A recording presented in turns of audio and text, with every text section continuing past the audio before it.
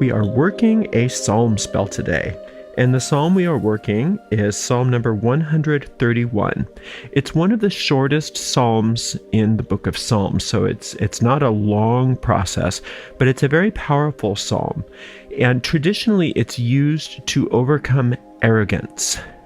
The ego mind is held in place by arrogance. So when we work on arrogance within ourselves, what we're doing is we're freeing ourselves from the problems of our lives so that we can then be freed so that the solutions can reveal themselves. So any problems that you have in your life, you can bring to this psalm and recognize that there's always the arrogance of the ego trying to keep those problems in place for us. Remember that the ego has arrogance and humility completely backwards. It is arrogant to think that you're less than. It's arrogant to think that there's something wrong with you. It's arrogant to think that somehow God created you imperfect. It's humble to recognize that you are a perfect soul the way God created you. So let's get to it. The way we work these psalm spells is very simple but extremely powerful. We take the psalm in question and we read it out loud all the way through once without stopping, and this is known as an incantation. Then we take that same psalm and we go back through it, and we go through it verse by verse, line by line, sometimes word by word, and we search for those hidden occult meanings within the psalm, those magical seeds. And by searching and contemplating and applying these seeds that we discover to our lives, and especially to any problems that we bring to the psalm, we are in a very real way plowing the fields of our deep mind and planting those seeds deep within our mind so that they thus take root and grow and blossom and then bear fruit after their kind. And that's what we're going to do together right now with Psalm 131.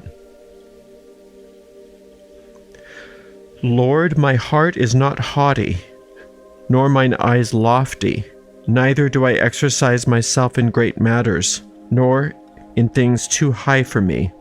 Surely I have behaved and quieted myself as a child that is weaned of its mother.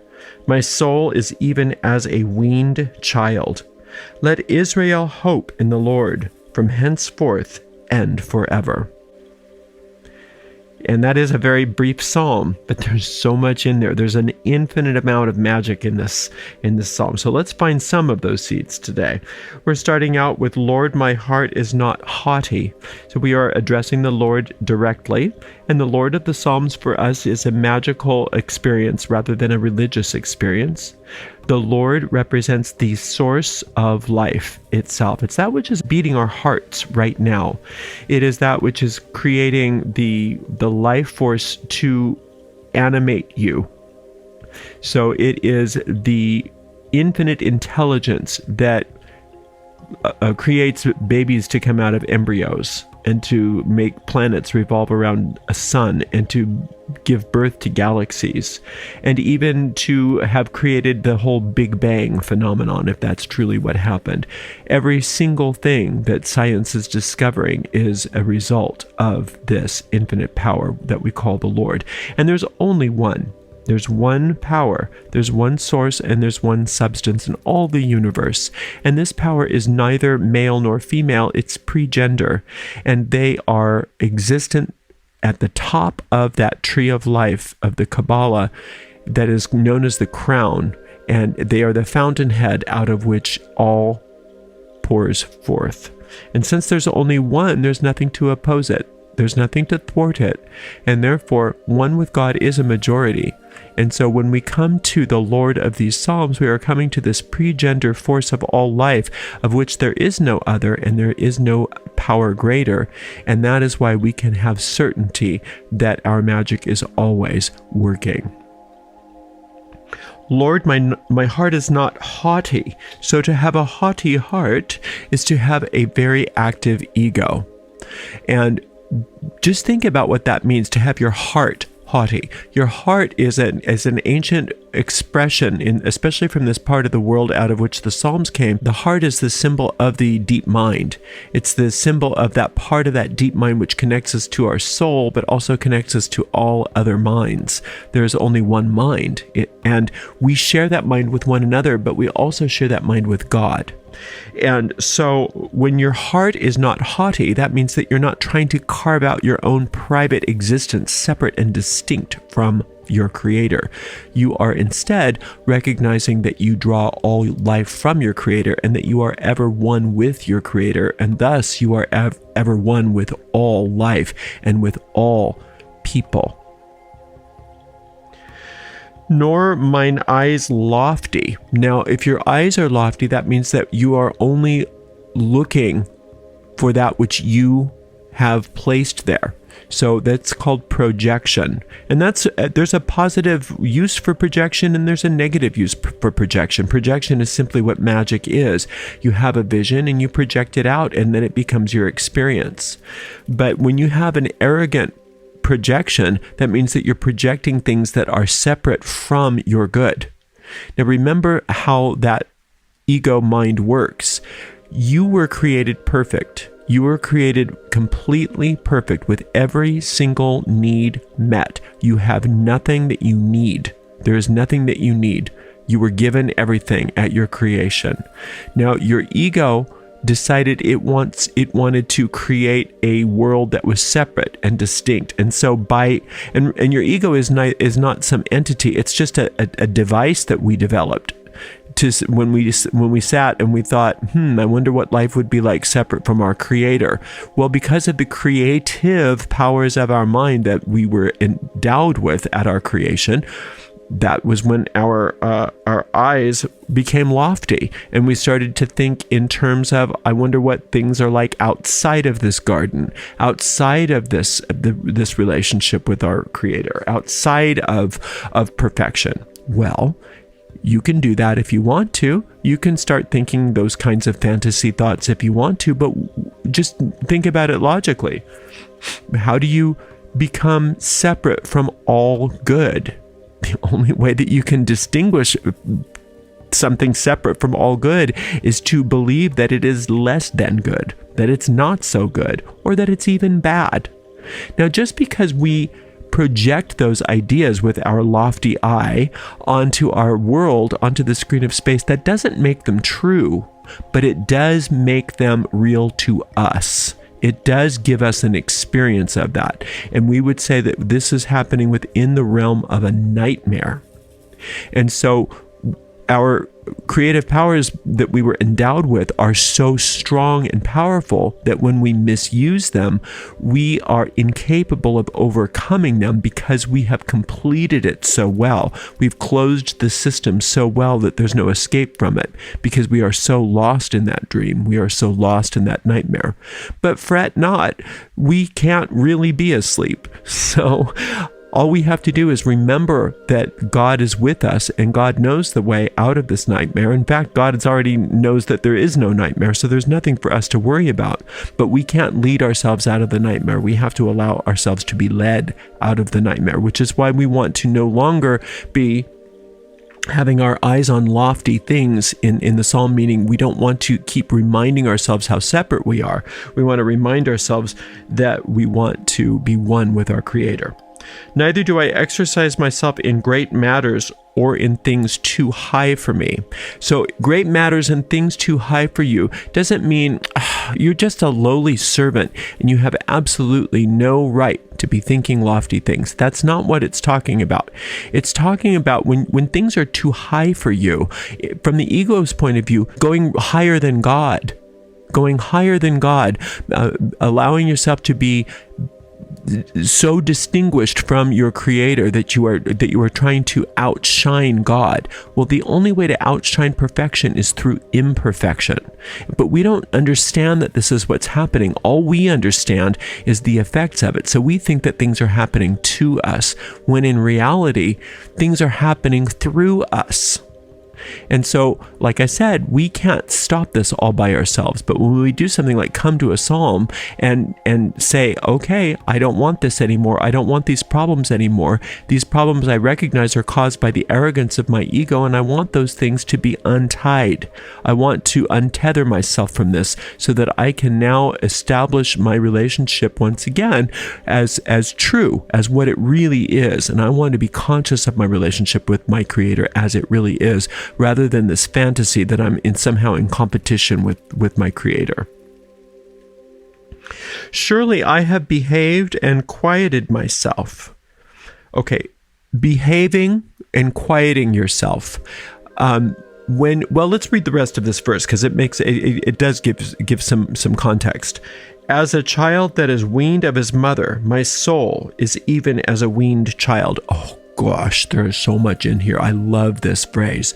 So, surely I behaved and quieted myself. Now, we put things in the past tense in the Psalms because it gives them power, so that we can get what we want sooner and faster. We can actually move into the feeling of being there already. And once you move into the feeling of being there already in a spell, then your physical world starts to reflect that much more quickly. And so that's why putting things into the past tense can be so powerful in magic.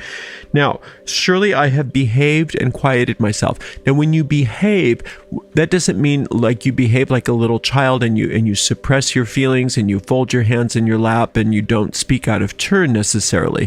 What behaving means is that you are going to do right actions, that divine right action is yours. You are allowing yourself to be guided and led from on high, because the actions that you used to do were based on following what your ego told you to do, which was to try to reflect this insane fantasy that you were somehow in competition with God.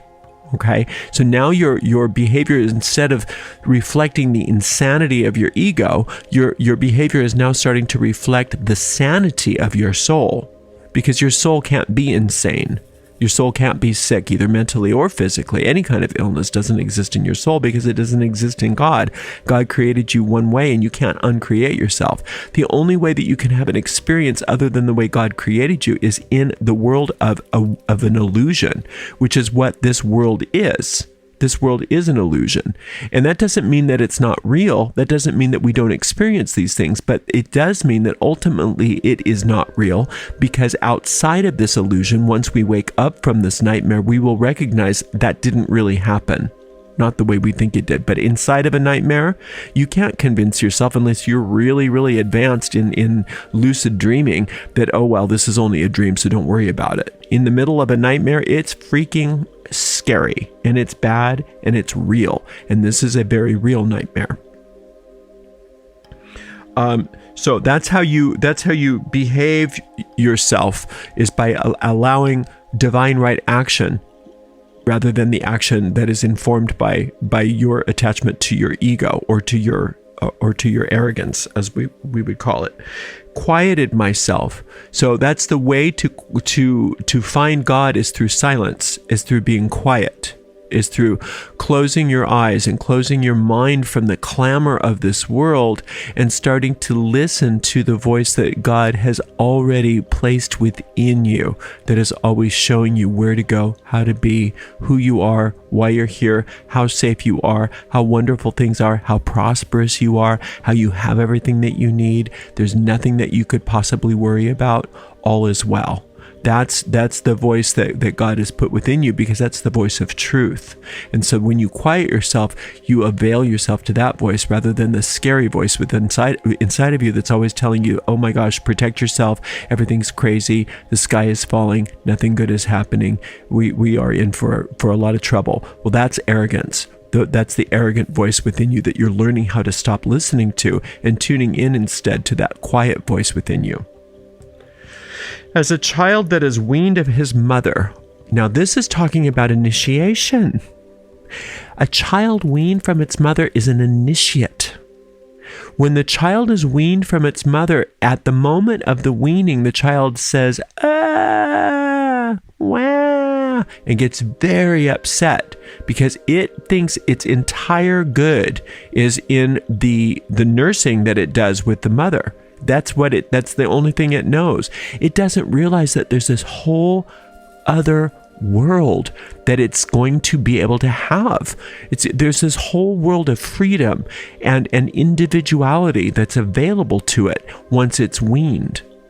So instead of only looking to its mother for what it can get for itself, now it's being weaned and learning to have love for its mother because of who she is, rather than what she can give the child. And therefore, it's becoming an adult. It's becoming mature and learning that it can nourish itself in other ways and no longer has to depend on infantile resources that no longer serve him or her. So when you're a weaned child, you're an initiated person. You are an initiate. That means that you are no longer self-serving, that you're no longer arrogant, that you're no longer, it's all about me, because that's what an infant is. When you're an infant, it has to be that way. Do for me, give to me, I'm going to cry and scream until I get what I want. That's how an infant acts and behaves, and it must. But once you get to a certain level of development, if you keep doing that, the powers that be around you are going to shut that down, right? And that's what we want. We want an initiation so that we are no longer in a place where it's appropriate for us to be arrogant. We don't want that. We want no longer to be arrogant. Now we want to actually offer something. Now we want to actually have a relationship with our mother, or with our creator in this sense, right? So that we can